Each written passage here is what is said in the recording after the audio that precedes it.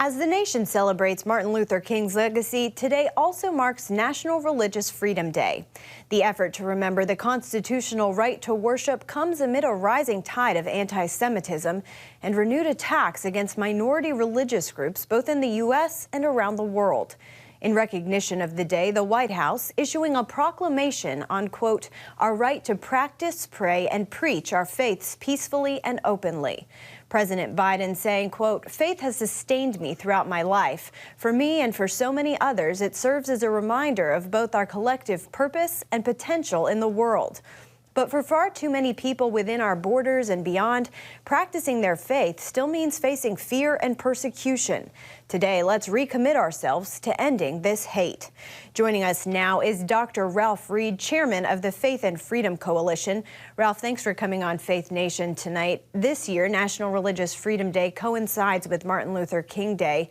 Do you think Dr. King would be happy about the current state of religious freedom in the U.S.? I don't. I think that if you look at the various acts of persecution against Christians, against Jews, against those of other faiths, over 400 attacks on Christian churches documented by the Family Research Council, anti-Semitic attacks on synagogues and Jews at a record high, according to the Anti-Defamation League. And, you know, Dr. King was someone who spoke very eloquently, very openly, and courageously about his support for religious freedom for all believers, not just for Christians. And I don't think he'd be pleased. And I think overseas and around the world, the situation is even worse.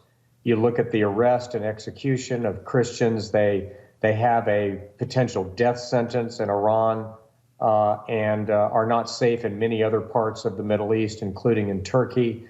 You look at the arrest of Catholic Cardinal Joseph Zen last May in Hong Kong by the Chinese Communist Party and his conviction in November for aiding democracy efforts in Hong Kong. You look at the persecution of Uyghurs by the Chinese Communist regime. The United States shines out as a beacon of religious freedom and liberty compared to many of these other countries around the world. When it comes to the work the Biden administration is doing to address some of this here at home, in that proclamation we mentioned, he touts the work his administration has done to ensure religious freedom. Why is it so important for our government to protect it?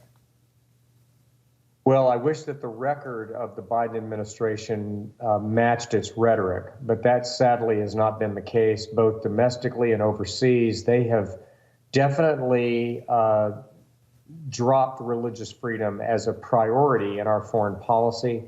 When Secretary Mike Pompeo was Secretary of State, it was at the center of our humanitarian concerns because the Trump administration understood that religious freedom and political and economic freedom are indivisible. You cannot have freedom of economic and political life if you don't have the freedom to worship and to express one's religious beliefs and have freedom of religious speech. And so in the prior administration, it was at the forefront of our foreign policy efforts, less so under this administration, and I hope we can correct that. The White House has committed $20 million. Last year, they committed $20 million to promoting religious freedom around the world. Is that a drop in the bucket when it comes to this issue, or at least a step in the right direction?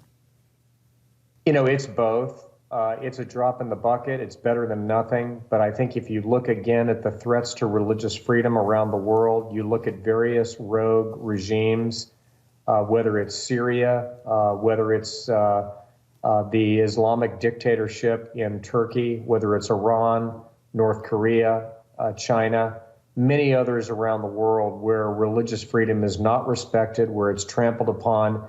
And the key is in every one of those cases where freedom of speech, including speech of a religious content, including expressions of one's faith, is restricted, you almost always and invariably have restrictions of other freedoms as well, economic, right, political, civil, and free speech.